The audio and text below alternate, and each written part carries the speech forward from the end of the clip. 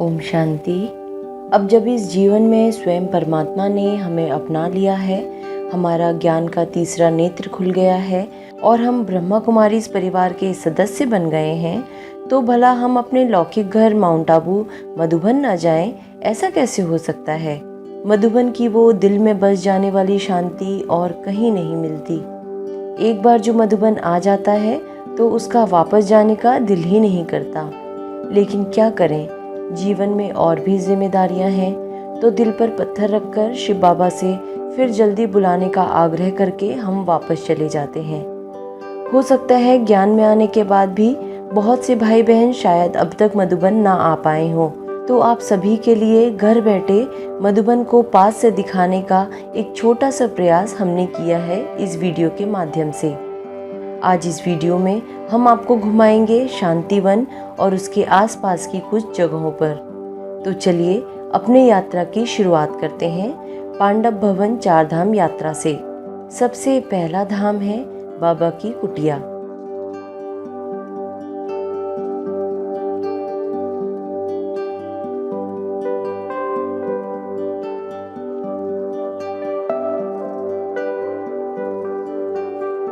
इसी कुटिया में ब्रह्मा बाबा अकेले बैठकर घंटों पत्र पढ़ा करते थे और उनके जवाब दिया करते थे। यानी बाबा इसी जगह पर बैठकर अपने बच्चों को पत्र लिखा करते थे। है ना कितनी सुंदर और शांतिपूर्ण जगह।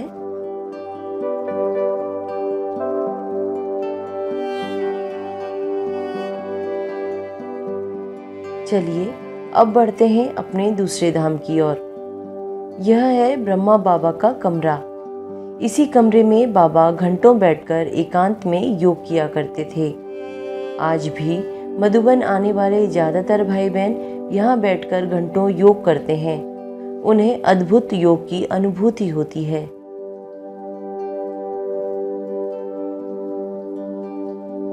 चलिए अब बढ़ते हैं अपने तीसरे धाम की ओर। यह है टावर ऑफ पीस यानी शांति स्तंभ। यह स्तंभ ब्रह्मा बाबा की कठोर तपस्या और समर्पण की यादगार है। ये शांति स्तंभ मधुबन कॉम्प्लेक्स के अंदर बनाया गया है। यहाँ बैठकर आपको अपार शांति की अनुभूति होगी। अब चलते हैं अपने चौथे और आखिरी धाम की ओर। यह है हिस्ट्री हॉल। इस हॉल की दीवारों पर चारों ओर आपको यज्ञ से जुड़े भाई बहनों की फोटो देखने को मिलेंगी। कहते हैं लौकिक में ब्रह्मा बाबा और मम्मा यहाँ बैठकर क्लास करवाते थे। तो चलिए बाबा से शक्तियाँ भरकर अब बढ़ते हैं आगे की यात्रा पर और देखते हैं माउंट आबू के कुछ और शांतिपूर्ण स्थलों को। यह है तपोवन। इसे अरावली पहाड़ियों का हृदय माना जाता है। तपोवन नाम से ही समझ आ जाता है कि यह योग और तप की शक्तियों से भरपूर वन है। यहाँ चारों ओर हरियाली ही हरियाली है। तपोवन की खासियत यह है कि यहाँ प्राकृतिक रूप से सब्जियाँ और फल उगाए जाते हैं। किसी भी तरह के कीटनाशक का इस्तेमाल नहीं किया जाता।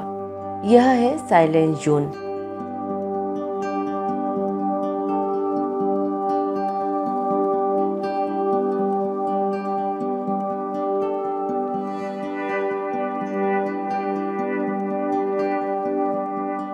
इन झोपड़ियों में निरंतर योग किया जाता है और योग से निकलने वाले वाइब्रेशन इन फलों और सब्जियों को परमात्मा की शक्तियों से भरपूर करती हैं। इन फलों और सब्जियों का स्वाद बाजार में मिलने वाली सब्जियों या फलों से बहुत अलग होता है। केमिकल रहित इन सब्जियों और फलों से ही यहाँ खाना बनाया जाता है। बाहर की सब्जियों का इस्तेमाल नहीं किया जाता। यह है रोज गार्डन जो दादी गुलजार की स्मृति में बनाया गया है। इस रोज गार्डन में आपको हर वैरायटी के गुलाब देखने को मिलेंगे।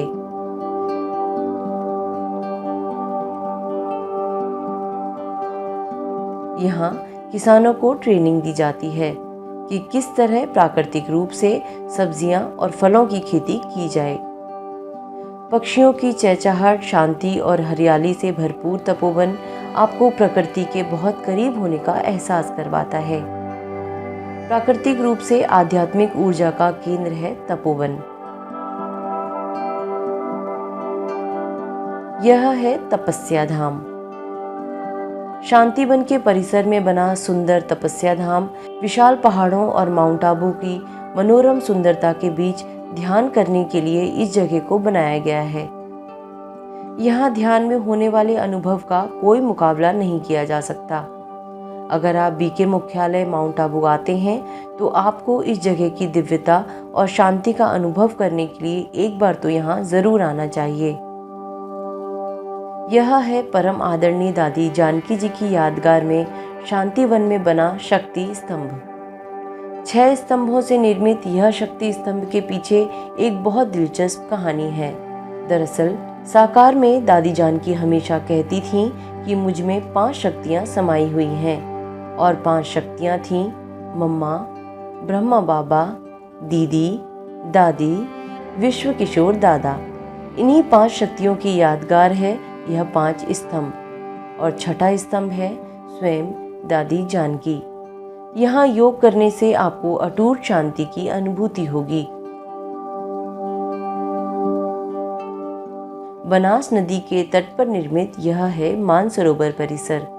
यह स्थान शांति वन से 5 किलोमीटर की दूरी पर है।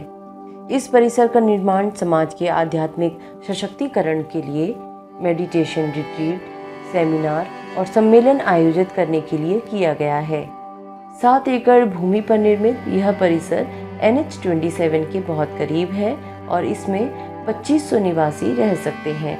यह परिसर आधुनिक तकनीक से बनाया गया है।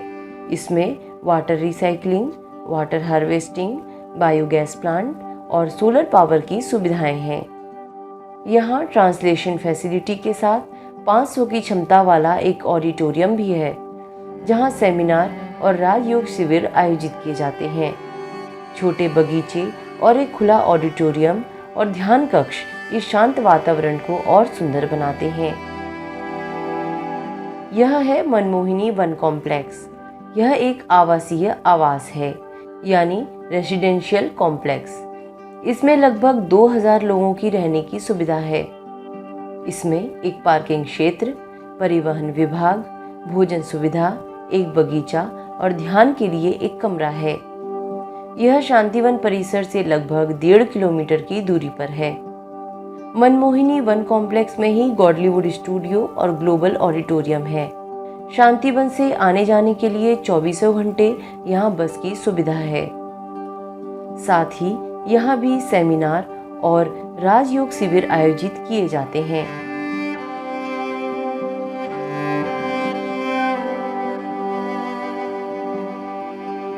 आनंद सरोवर, यह भी एक आवासीय आवास है, यानी रेसिडेंशियल कॉम्प्लेक्स है। इसमें 1000 से अधिक लोगों के रहने की सुविधा है और इसमें एक पार्किंग क्षेत्र, परिवहन विभाग, एक मंच के साथ खुला कार्यक्रम मैदान, एक बागीचा, ध्यान के लिए कमरा और वॉलीबॉल मैदान है। यह बहुत ही शांतिपूर्ण स्थान है। साथ ही इसमें दादी गुलजार पार्क भी है, जो इस जगह की सुंदरता को और बढ़ाता है।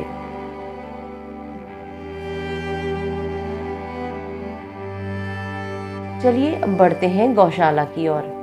भले ही आज गौरक्षा को लेकर तरह तरह के वाद विवाद हो रहे हैं, लेकिन यदि व्यक्ति भावनाओं के साथ उपयोगिता को भी लेकर प्रयास करे तो गाय मनुष्य के लिए सभी पशुओं में सबसे ज्यादा उपयोगी साबित हो सकती है। गायों के प्रति सम्मान और उपयोगिता को ध्यान में रखते हुए ब्रह्मा कुमारी संस्था ने गौशाला का निर्माण किया है।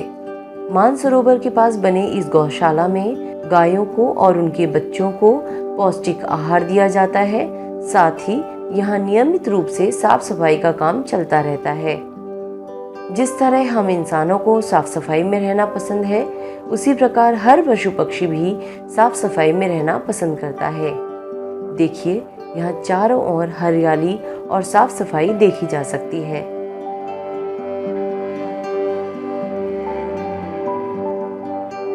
सर्दी एवं गर्मी के मौसम को देखते हुए गायों के रखरखाव में अत्यंत सतर्कता बरती जाती है एवं समय प्रति समय गायों के स्वास्थ्य की भी जांच की जाती है। बहुत घूम फिर लिए, चलिए अब थोड़ी पेट पूजा हो जाए। तो चलते हैं शिव भोलानाथ के भंडारा में और चलकर देखते हैं कि आखिर इतने सारे लोगों का खाना पीना कैसे बनता है और कौन बनाता है। सबसे पहले देखते हैं सब्जी डिपार्टमेंट में क्या हो रहा है। ये देखिए कितनी हरी भरी ताजी सब्जियां हैं। आपको याद है अभी थोड़ी देर पहले हमने तपोवन की यात्रा की थी, जहां ऑर्गेनिक तरीके से सब्जियां और फलों की खेती होती है।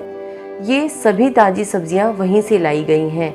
सभी सब्जियों को अच्छे से पहले धोया जाता है, फिर कुछ सेवाधारी भाई बहनें उन्हें अच्छे से बारीक टुकड़ों में काट रहे हैं। देखिए, अब जब खाने वाले हों हजारों, तो खाना तो अच्छी खासी क्वांटिटी में बनाना पड़ेगा, है ना। वाह, कितनी सुंदर खाने की खुशबू आ रही है। चारों तरफ कितनी सारी सब्जियां और दाल पक रही है।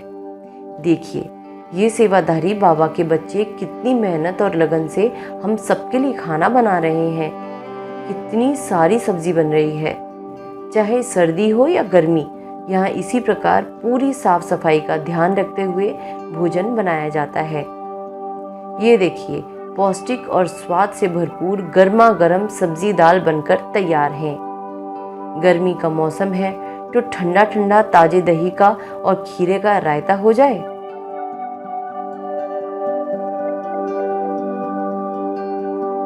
और ये लग रहा है रायते में जायके का तड़का। आखिर यहाँ क्या बन रहा है? ओहो, गर्मा गर्म दाल और चावल बन रहे हैं। वाह, देखकर ही लग रहा है कितना टेस्टी खाना होगा। अब चावल को थोड़ा पुलाव का लुक और फ्लेवर दे दिया जाए ताजी सब्जियों के साथ, तो खाने में चार चांद लगना लाजमी है। अब जब सब्जियां दाल रायता तैयार है, तो खाने के लिए साथ में रोटी या पूरी कुछ तो होनी चाहिए ना। तो चलिए चलते हैं रोटी डिपार्टमेंट में। अगर 5-7 लोगों के लिए रोटी बनानी हो तो कुछ घंटों में आसानी से बन जाती है, लेकिन जब बात हो हजारों लोगों के पेट भरने की, तो मशीनों की मदद तो लेनी ही पड़ेगी। देखिए कितने सिस्टमेटिक तरीके से आटा गूंथा जा रहा है। सभी भाई बहनें यहाँ पूरे दिल से बाबा के बच्चों की सेवा में लग रहे हैं। वो कहते हैं ना, खाली पेट भजन न होई। तो जब तक स्वादिष्ट भोजन से पेट न भर जाए, तो मन को एकाग्र करना शायद थोड़ा मुश्किल हो जाए। ये देखिए कितनी मॉडर्न टेक्नोलॉजी का इस्तेमाल किया जाता है यहाँ। जब रोटियां बनानी हो हजारों, तो हाथ से और बेलन से काफी समय लग जाएगा। इसीलिए इस मशीन में एक तरफ से आटा डालिए और दूसरी तरफ से बढ़िया पतली रोटियां पाइए। और सिर्फ रोटियां बिली हुई ही नहीं, साथ में आग से सिककर पककर भी बाहर निकल रही हैं। मॉडर्न मशीनें तो हैं, लेकिन हाथ से बनी रोटियों का क्या मुकाबला। तो बहनें यहाँ हाथों से भी रोटियां बनाती हैं। देखिए कैसे भाई हो या बहन, सब सेवा में लगे हैं। वाह, देखिए कितने बढ़िया मुलायम फुलके तैयार हैं, एकदम गर्मा गर्म फूले हुए। लेकिन आज मेरा रोटी नहीं, पूरी खाने का दिल कर रहा है। तो चलिए गर्मा गर्म पूड़ियों का स्वाद लिया जाए। ये देखिए, मशीनों ने जीवन को कितना आसान कर दिया है। मशीन में आटा डालिए और ये मशीन आपको छोटी छोटी पूरियां बेलकर दे देंगी। पूरियां तो मशीन ने बेलकर दे दी। अब चलिए इनको गर्मा गर्म तेल में छाना जाए। तो ये है हमारी मुलायम पूरी, गर्मा गर्म तेल में सिकने को तैयार है। वाह भाई, बड़ा ही सिस्टमेटिक तरीका है। लीजिए, आपके लिए बढ़िया लाल लाल गर्मा गर्म पूड़ियां तैयार हैं। ये है ब्रेड डिपार्टमेंट। आपको पता है यहाँ की ब्रेड जो एक बार खाता है ना, वो यह कहे बिना नहीं रहता, ब्रेड तो बहुत खाई, लेकिन ऐसी ब्रेड पहले कभी नहीं खाई। तो चलिए आज देखते हैं कि आखिर खास स्वादिष्ट ब्रेड बनती कैसे है। वाह क्या बात है, मशीन की मदद से कितनी आसानी से और कितनी जल्दी ब्रेड बन रही हैं। अब इन कच्चे ब्रेड के डो को इन सांचों में डालकर बेक किया जाएगा। एक साथ इतने सारे सांचों को बेकिंग मशीन में डाला जा रहा है और ये कुछ देर के बाद हमारी ब्रेड तैयार है।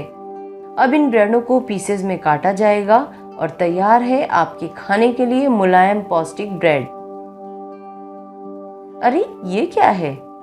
ओहो क्या बात है, मेरा फेवरेट डोसा बनाया जा रहा है। वाह, एक साथ इतने सारे डोसे बन रहे हैं। लाजवाब क्रिस्पी डोसा बनकर तैयार है। तो प्यारे दोस्तों, हमारे साथ आज कैसी रही आपकी मधुबन यात्रा, हमें कमेंट करके ज़रूर बताइएगा। हम फिर जल्द मिलेंगे एक और स्पेशल वीडियो के साथ। तब तक प्यारे परमात्मा की याद और प्यार में रहें। ओम शांति।